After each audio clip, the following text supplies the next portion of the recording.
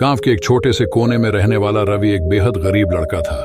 उसका घर मिट्टी का था और खाने के लिए भी 2 वक्त की रोटी जुटाना मुश्किल होता था। उसके पिता एक खेतीहर मजदूर थे और माँ दूसरों के घर बर्तन मांजती थी। मगर रवि के पास कुछ ऐसा था जो उसकी गरीबी से बड़ा था, उसका सपना। वह हमेशा कहता था, एक दिन मैं बड़ा आदमी बनूंगा और अपनी माँ पिता को सुखी जिंदगी दूंगा। रवि को पढ़ाई में बहुत रुचि थी, लेकिन पैसे न होने के कारण वह स्कूल की फीस नहीं चुका पाता था।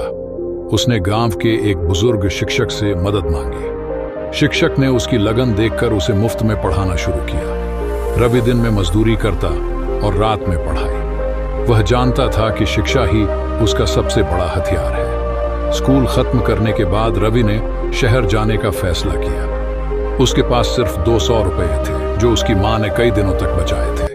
शहर में पहुंचकर रवि ने एक छोटे से ढाबे में वेटर की नौकरी शुरू की। काम मुश्किल था, लेकिन वह हर समय नई चीजें सीखने की कोशिश करता। उसने वहां के ग्राहकों से बातचीत करके मार्केटिंग और बिजनेस के बारे में समझा। एक दिन रवि ने देखा कि लोग ताजी सब्जियों के लिए परेशान होते हैं। उसने अपने छोटे से बचत से कुछ सब्जियां खरीदी और उन्हें दरवाजे दरवाजे जाकर बेचने लगा। उसकी ईमानदारी और मेहनत ने धीरे धीरे लोगों का भरोसा जीत लिया।